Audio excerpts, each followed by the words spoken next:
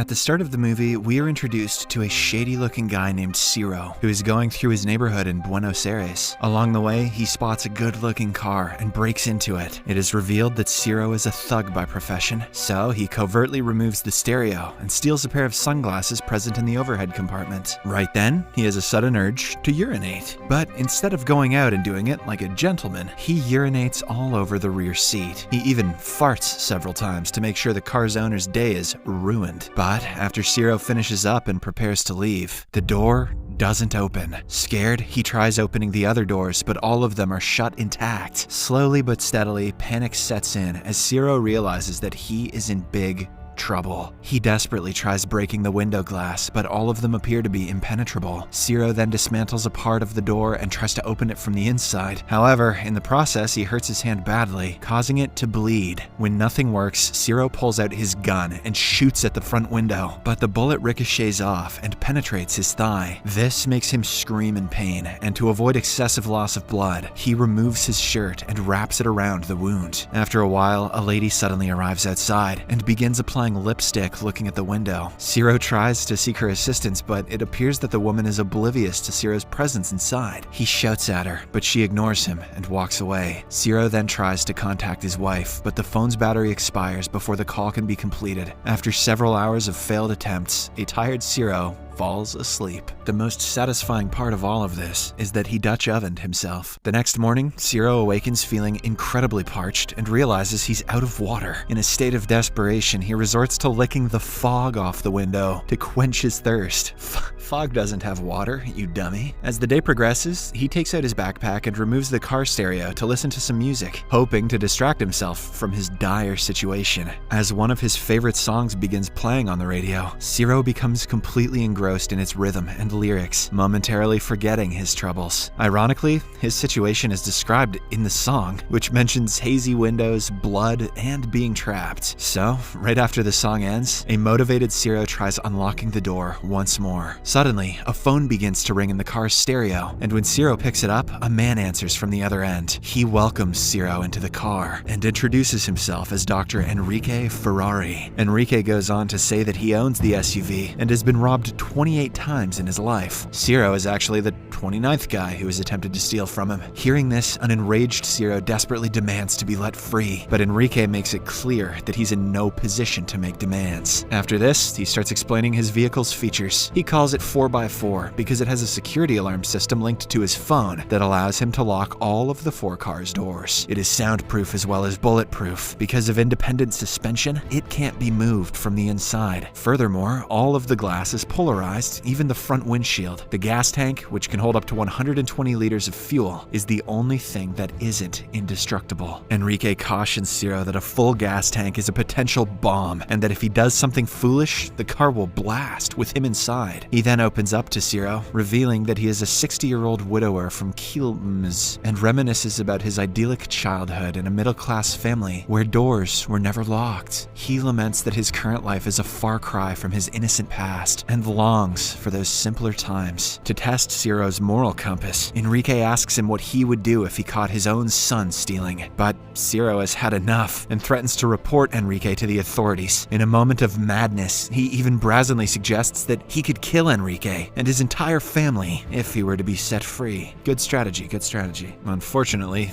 as he is ranting, the phone suddenly disconnects, further inflaming Ciro's anger and frustration. After a while, Enrique switches on the air conditioner and sets it to the loudest setting to torment the intruder. Ciro tries his best to turn it off, but it seems that nothing inside the car works. He has no choice but to remove his shirt from his wound and put it back on. To stop the bleeding in his knee, he tears a piece of his pants off and wraps that over the wound. As Ciro lies in a fragile state, Enrique calls him again and asks him the same question. What would he do if he found his kid stealing? Enrique also promises that he would give him water if he answers the question correctly. Hearing the reward, a thirsty Ciro responds to the question, but Enrique remains unsatisfied with his answer. Ciro begs him to stop, claiming that he has learned his lesson, but Enrique seems unconcerned and continues telling him about another event. Last year, 2 guys broke into his daughter's residence while she was parking her car. Despite being well prepared for such situations, the thieves held Enrique's grandson hostage for 3 hours. Meanwhile, Ciro is uninterested in Enrique's tales and asks him what type of doctor would keep a wounded person deprived of water. Before hanging up,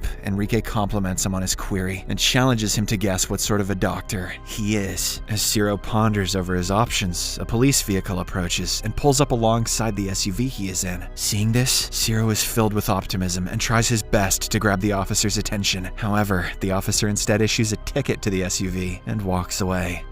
The only thing police can be relied on for. Hours pass and Enrique finally contacts Ciro again, demanding his full name and ID number before he will give him any water. Ciro reluctantly complies and Enrique instructs him to find the washing hose at the back of the car, where he can access some water. Despite the water being a bright blue color, Ciro is too desperate to care and drinks it down frantically, his parched throat grateful for any liquid, even windshield wiper fluid or whatever the hell that was. In the next scene, a hungry Ciro is nearly compelled to consume a lone bug that has found its way inside the car. Ciro is suffering from fever as the wound in his leg is turning yellow. When Enrique learns of this, he switches on the air conditioner to calm the intruder down. Then, he reveals that he is also suffering. Enrique is dying of cancer and has been given a year to live by his physicians. However, Ciro is too weak to listen, and after a few minutes, he passes out due to exhaustion and fever. After he wakes up, Ciro again gets the vigor to escape. He haphazardly searches the car handbook looking for a way out, but all he manages to do is chew a page out of desperation. He becomes so helpless that he pisses in a container and drinks it. Little piss boy. Suddenly, a thief attempts to break into the SUV. This gives Ciro renewed hope of getting out and he gets excited. However, the excitement quickly turns into disappointment when the robber is apprehended and beaten up by the locals. As the night descends, Ciro's thirst and hunger intensify, causing him to become delirious. He starts pondering about the unequal distribution of resources in the world, where a small fraction of individuals possess an abundance of wealth, while others are left to struggle. Ciro expresses his frustration with the systems and laws that favor the wealthy, perpetuating the cycle of poverty for the rest. Despite the dire situation he is in, he proclaims that he will not submit to the system, even if it means getting shot. This is the reason why he chose becoming a thief, just like his father and grandfather. The next day, Enrique calls again, and this time he reads the newspaper to Ciro. He says he's in a good mood and leads Ciro to a hidden chocolate bar in the SUV. After spending the whole day doing nothing, Ciro suddenly comes to life. He strikes one of the doors he damaged earlier and eventually succeeds in making a tiny hole that exposes him to the outside. He cries through the little hole in an attempt to get someone's attention, but fails. Later, Enrique phones again to say that he has contacted Ciro's family. The latter weeps when he hears his family's names and begs Enrique not to hurt them, with tears in his eyes. He asks what he has done to deserve this punishment, but Enrique is unmoved by all this. Instead, he takes out Ciro's criminal record and reveals that he had previously killed someone. It turns out, several years ago, Ciro stormed into a residence to commit theft, but he was stopped by a couple of brothers. With no way out, he shot them mercilessly. Enrique also mentions an elderly bus driver that Ciro had severely beaten. Ciro, however, refuses to accept responsibility, blaming the driver for not allowing him to loot the passengers. After charging his phone using solar power, Ciro attempts to contact his wife, but to no avail. So he leaves a voicemail pouring out his heart and apologizing for his past mistakes. Following this, he continuously presses the car's start button and manages to switch it on. It's revealed that it can also be activated without a key after pressing it a certain amount of times, like a pattern. Ciro then fastens his seatbelt and shifts the gear into reverse. The gear, however, becomes locked in reverse, forcing him to drive backward. To grab people's attention, he speeds up the automobile and crashes it into a post. Fortunately, the airbag deploys in a timely manner and he is unharmed. Ciro is ultimately able to escape by kicking down the weakened back glass. He is in excruciating pain, yet he somehow manages to drag himself to a local gas station restaurant to get some food. As he savors each mouthful of his meal, the restaurant's manager urges him to pay for it and exit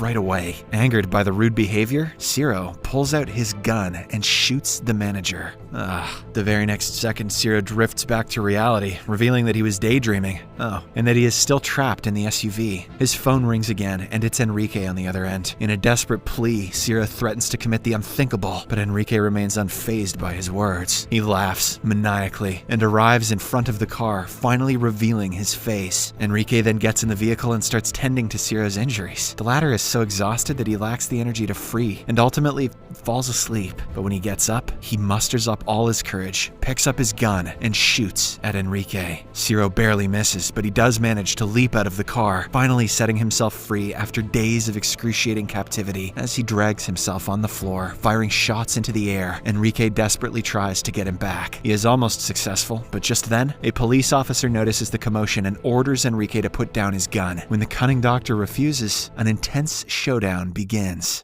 Cut to 2 hours later. A large number of people, media personnel, and cops have gathered around the scene. Enrique is still holding Ciro at gunpoint, despite everyone pleading with him to give up. When nothing works, an experienced negotiator is summoned. He immediately gets to work and asks Enrique what he wants. As the entire country watches, the doctor begins to list the daily struggles he faces that the government fails to address. He explains how he has to dodge over 2,000 piles of dog excrement on the street while walking to work because pet owners do not clean up after their dogs. He is also fed up with the drains that have not been cleaned up, the garbage that has been littered on the roads, and the terrible state of the homeless people. Not to mention the deforestation problem. Hearing all this, the public connects with Enrique and starts supporting him. However, the negotiator does not give up and ultimately convinces Enrique to let go of the boy. After Ciro is apprehended by the cops, Enrique is asked to surrender. But he does just the opposite. Enrique gets into his car and sets off the timer, resulting in a deadly explosion. He is killed on the spot, but thankfully, none of the people nearby are injured. The movie ends as Ciro is dragged away to the hospital, while the general public is left to ponder if the cold-hearted doctor was the good guy